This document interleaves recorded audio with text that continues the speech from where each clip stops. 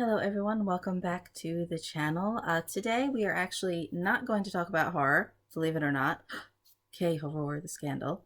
We are actually going to talk about some more Shakespeare. I have already done a Shakespeare and horror video as well. I will link to all the information down in the description today because I'll also be mentioning a few Shakespeare films and also referring to some of the things that I have written about them. I have written at InSession Film on some Shakespeare classics as well as some contemporary Shakespeare adaptations, and I have written and some more detail on my own blog on some nonfiction and some Shakespeare television at I Think Therefore a Review. So I will be citing some of the things that I've written, and I have given some of those links below if you care to go on for some further reading instead of listening to me babble about Shakespeare yet again. Back up a little bit and go back in time, shall we say, to let's start with Othello, the 1952 version with Orson Welles. Yes. Now, Othello is one of my top three. I go between Othello, Macbeth, and Julius Caesar. I have also discussed Macbeth in my Shakespearean horror video as well. And I also spoke about Julius Caesar, the Charlton Heston version, in my Charlton Heston list at InSession Film. His Julius Caesar also with his Antony and Cleopatra. So this 1952 Othello, it's a hot mess. Let's get that. Let's clear the air very quickly. Obviously, it's easy to say that Orson Welles is doing blackface, which is totally inappropriate. But it's like he kind of even halves on the blackface. It's very noticeably jarring. I want to say it's very, I don't know, sweaty or swarthy or something. I have no idea what he thinks he's doing. When we look at this Othello, you have to sit back and somehow separate that. It's amazing that the film is as well done and as watchable as it is, considering, once again, it was a all over the place production for Orson Welles. He was doing pieces at different times and editing and changing things around and redoing things over several years. But then you also have the ego of Orson Welles himself. And I have expressly written this, and I've said it repeatedly. If Orson Welles could have put on Othello as a one-man show, he would have. And it's easy to look at it through modern eyes and think, why didn't Orson Welles just want to play Iago? You know, that's the more meaty part. And for some reason, he kind of puts on this strange look in order to play Othello. I mean, he is the writer, the director, the producer, and although it is called Othello, you know, the Vader of the piece is Iago. He's the person who sets everything in motion. And somehow Orson Welles does make it all about Othello, and that's because that is the part that's being played by Orson Welles. Those are the scenes that are filmed the best. They're the most well done. There's the way it's shot is all very beautiful when it's all about Othello. It's almost like the rest of the play, the rest of the people are inconsequential to Orson Welles. Let me see what I have written about this. Welles' scenes as Othello are the best because he makes them so with slower, careful angles capturing his booming ogre and kindly misunderstood. If Welles could have done Othello as a one-man show, he probably would have. The full-of-itself presentation overshadows the intriguing noir, yet not avant-garde vision. But thankfully, for all the behind-the-scenes troubles and varying imperfect versions, this is a powerful ode nonetheless. Okay. So I do think it is important to see that older Othello, but I also actually very highly recommend the 1995 version of Othello. That is Laurence Fishburne as Othello and Kenneth Branagh. We all know Kenneth Branagh. We give him his Shakespeare freedoms. Kenneth Branagh is playing Iago in that edition.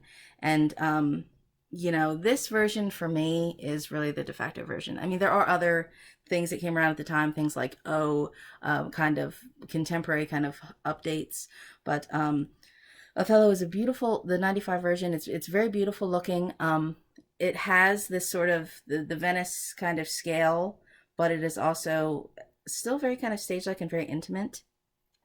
And French actress Irene Jacob, she is the Desdemona, but I think it's really intriguing that we don't see a lot of her as herself. We see a lot of different kind of dream sequences or kind of visions of her being, you know, the bad wife. So there is a really nice bit of deception and ambiguity going into that. And again, of course, Kenneth Branagh as Iago is really great in this film. I mean, he starts out very much, I love Edgar Allan Poe, The Telltale Heart, with you know, mad, what makes you think that I'm mad? You know, I'm not mad. You know, he does this, looks directly at the camera and kind of tells you, you know, why he's doing these things and why it's completely justified. And you're thinking, for one, it's very scary because he makes some sense. All the villains who think that they are right are the ones that are the most frightening. But then you also think, this guy's crazy. This guy's a loon. And you know, for many years, my sister was an English teacher. I would say to her, you know, why don't you teach Othello in schools? You know, I don't think, you know, inner city kids today care about Hamlet and, you know, getting revenge for his dead daddy. You know, he's a Danish prince. They have no, you know, what's the big deal with that, you know? But Othello, you know, the black man who gets screwed by the jealous white guy, you know, it's fascinating that once again this has come back to being relevant. Anybody who thinks that the Black Lives Matter is something new, it's like, where have you been the last 400 years? You know, come on. And I don't think that this movie should be remade. I think this is the version to be. I remember actually sending my sister the VHS of saying, okay, please watch this, and please watch this movie. I don't think anybody else could play Othello now after having seen Laurence Fishburne in this. You don't necessarily sit back and think, gee, who would I want to play Othello? Oh, Laurence Fishburne. But when you see it, you know, he's very good in it. You know, I think even though this is 95, I think maybe because of all the Morpheus kind of matrix later, that we already kind of have this built-in kind of beloved of him. And, you know, Othello seems like such a great guy, great leader, great commander, you know, but he has this kind of, this bad violent side to him. And that's what Iago exploits. And wonderful play, provocative film. I highly recommend it. Let's see what I've recently written about this one at InSession Film as well.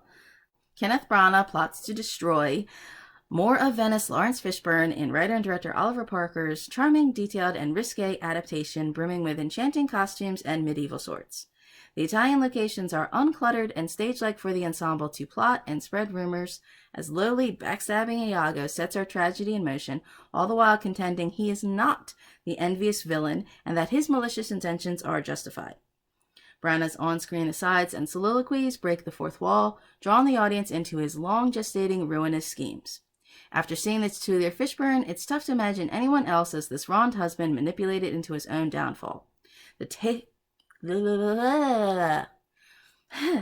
The old speaketh, talketh, rolls off his tongue, and Fishburne carries the on-screen presence needed for Othello's extreme nature, making us care, fear his increasingly maniacal asides, and kick him for falling into Iago's plot. The intricate envy, rage, and betrayal are beautifully written, and Shakespeare's 400-year-old commentary on race, culture, and religion remains a transcending examination of what power, love, and deception can do. Yeah. So yeah, I really highly recommend. Where Orson Welles kind of gets a lot wrong with Othello, I really think he really gets a lot right with a little film called The Chimes at Midnight. Now this was 1965, and this is his kind of, once again, an egotistical, bloated, self-important kind of production that's all about Falstaff. So I wonder if Shakespeare purists actually dislike this film because he takes bits and pieces. He borrows from, you know, Henry IV, Henry V, the Merry Wives of Windsor, you know, to create this kind of Falstaff kind of arc going through all these plays. And once again, taking, you know, a different character, the character that he plays, and of course making it the star of the show. But yet what's charming about this movie is it is very much a always the bridesmaid, never the bride kind of look at Falstaff. And, you know, the way it's filmed is actually well done. It seems, you know, Orson Welles did kind of improve as he went on. It's kind of funny because I know everybody, loves Citizen Kane, Rosebud, De facto, the big thing. But I feel like as he even matured as a filmmaker, even though there was a lot of, once again, struggles in production, and there are different versions of this, Chimes of Midnight again as well.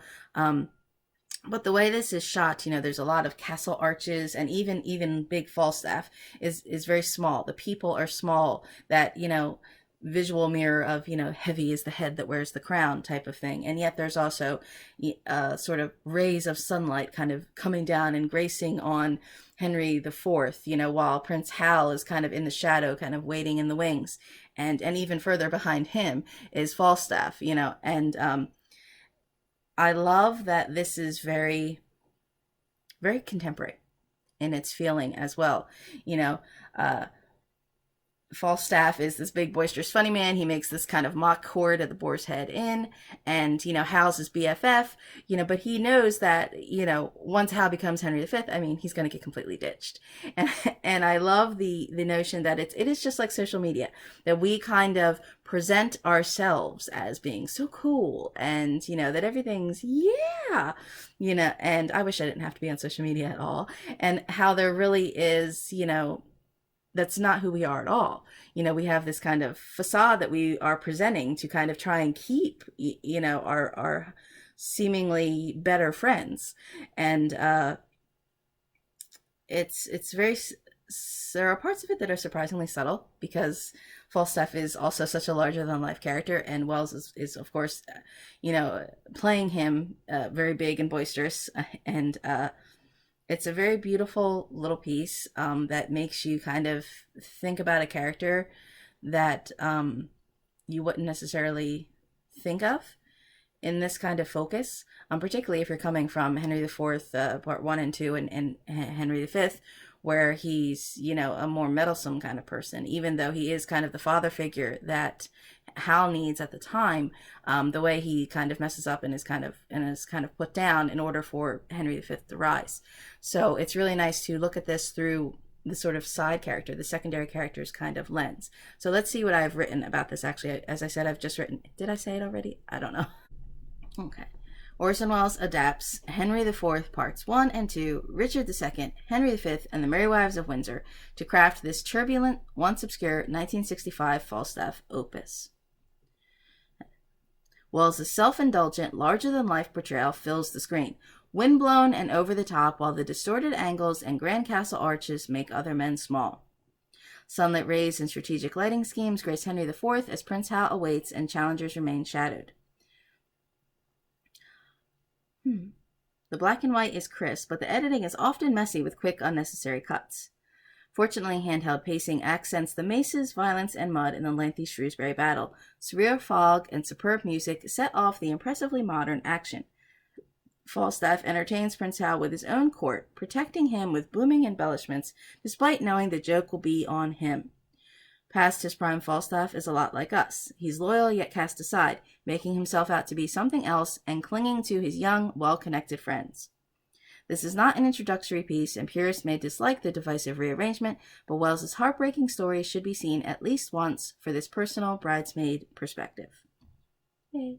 Speaking of Richard II, let's talk about Richard III. The 1995 version of Richard III is, of course, Laurence Olivier.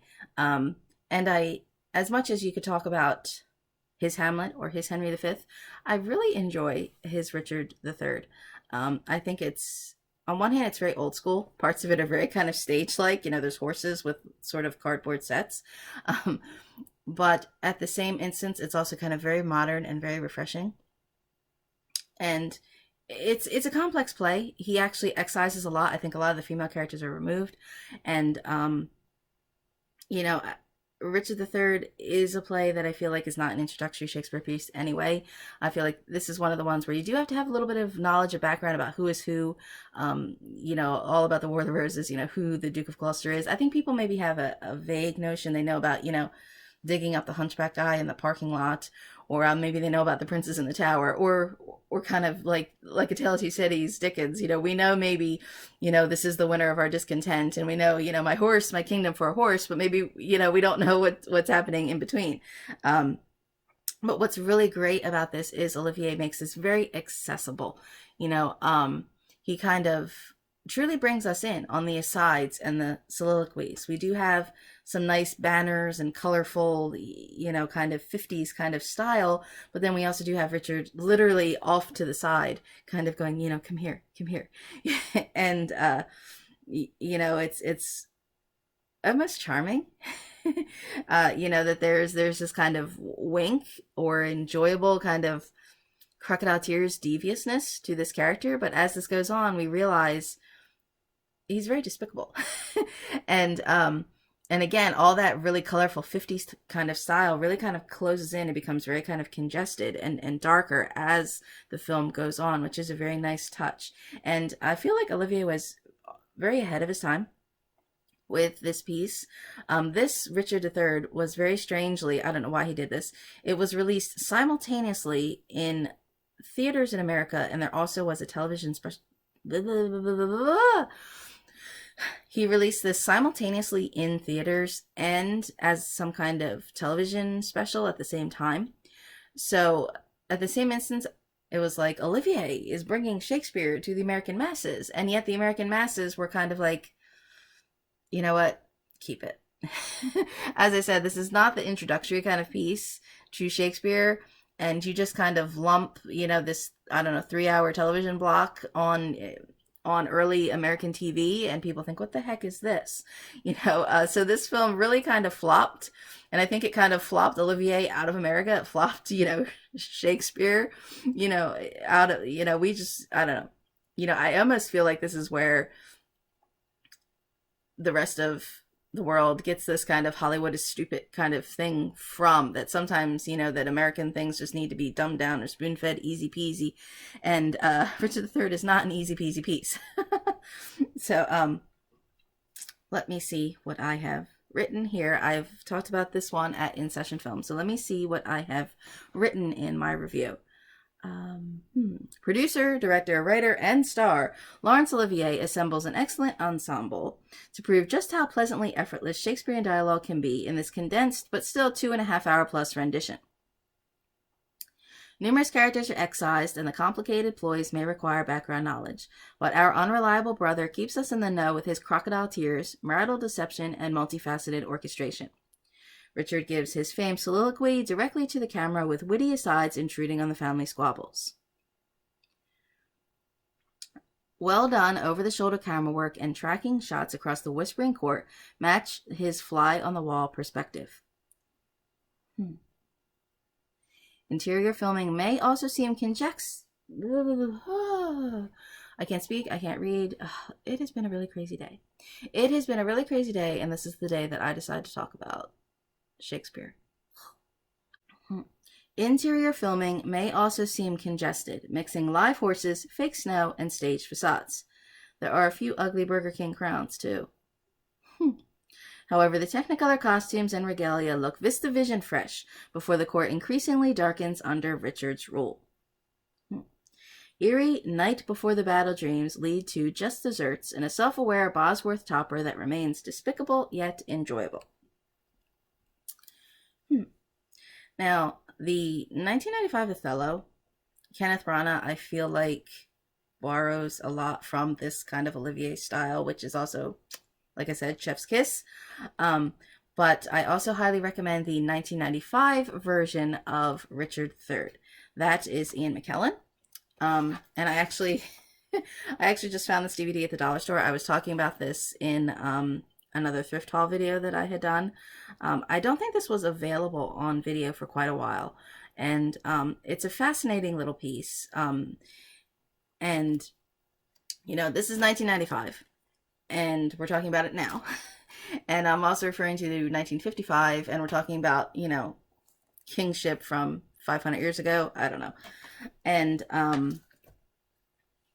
it's amazing that this is again timely and relevant. I love Shakespeare films as much as you like things that are very straightforward, straight Shakespeare adaptations. I love films that kind of play on the Shakespeare that are very provocative.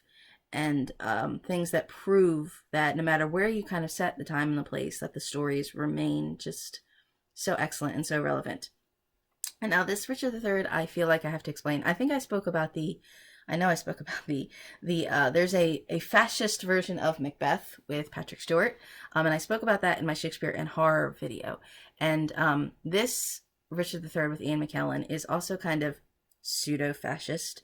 And I feel like it's sort of, if there had been no World War One, actually, World War One is one of the direct causes of World War Two, that kind of rearranging of the map and breaking down all the aristocratic families in Europe. So this feels more like as if that aristocracy never stopped, but rose into fascism anyway. And particularly because this is obviously this England, and some American cousins that are the ones who became the fascists. So you don't have sort of real Nazi regalia in the film, but there are a lot of fascist looks and logos and symbols. I definitely recommend that you watch the film more than once, because there are a lot of sort of pig logos and certain designs and motifs that really kind of make their own kind of layered kind of subtext and statements in there. And this Richard III is giving his speeches with kind of microphones, and I love Ian McKellen's look for this. He's in a uniform, all glamorous, and he kind of has a kind of club kind of left arm, sort of, instead of the hunchback, where you get this very sort of sinistre kind of, the right doesn't know what the left hand is doing. And although he's supposed to be kind of buttoned up in uniform, and there are several scenes of him kind of primming and getting kind of dressed, he is sort of very, still kind of crazy and unkempt. Like, you can tell something is not quite right about him, even when he is wearing the kind of polished uniform with all the medals and everything. And there's some great scenes where he is sitting down watching film reels of his own parade, and it is very, very meta and very kind of contemporary today. And it's really scary that I made the mistake of also, of course, rewatching this during the Trump administration, and it was amazingly frightening to watch this and actually have a contemporary administration, And it's funny, I feel like that's how I can describe it when I say he doesn't quite look right in his uniform. The way, frickin' Trump could never even just be bothered to button his jacket. Like, and he kind of, I don't know, stood kind of teetering off to one side, like with like these kind of Bigfoot kind of arms or something, where it just doesn't look right. And, and again, this kind of backhanded, we have films like Back to the Future 2 that came out in 1990, that were already parodying kind of Trump as like this corrupt businessman. And I feel like there was this kind of reality show reinvention of him on The Apprentice, unfortunately. And I feel like that's what people think they know as Donald Trump, but that was a created character for a television show. And so seeing this in this kind of Richard III now, it's very kind of scary and provocative that there's this kind of meta within, like there is a persona that a leader will craft to show the people, but this is who he really is on the inside. But then he is also watching himself doing this. And so this being set in kind of this kind of pseudo interwar 30s is very interesting, that there are kind of cameras and there are kind of microphones. And, even though, again, Richard III is very complicated, that there are a lot of people who are, killed in his rise to the top. This does so with a lot of gangster style. There's some violence in the bathtub and the bedroom, and Annette Bening is in this also. Robert Downey Jr. is in this. So there are some really great kind of modern twists that really accent and layer this subtext.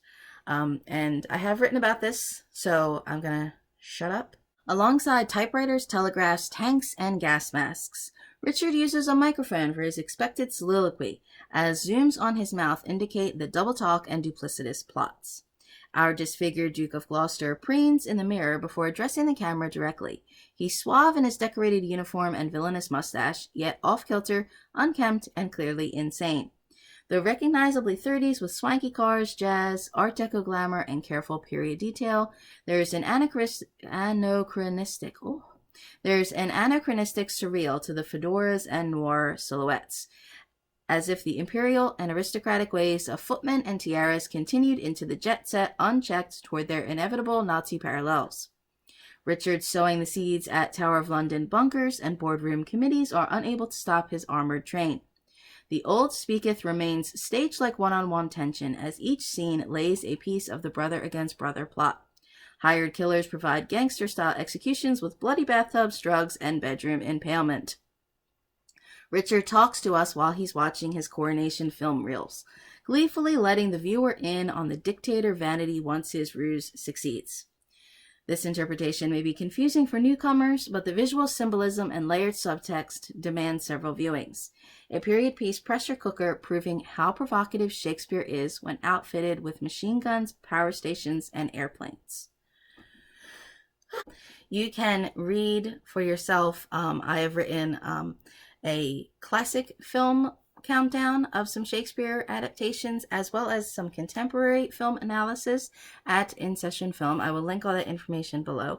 And for some more nonfiction Shakespeare, some documentaries on the Shakespeare authorship question, as well as some television programs like The Hollow Crown, I have reviewed those in detail at my own blog. I think they're for a review. And I have also spent some time talking about some Shakespeare and horror in video format as well. So I will link all that information below. Thank you for watching. I know there's only a handful of people who watch my videos, but I really appreciate that. I enjoy discussing film. So please feel free to comment, like, follow, share, Twitter, wherever you do your social media. You do you. That's fine. I'm just going to try and do me. That's all I can do. So thank you very much for watching.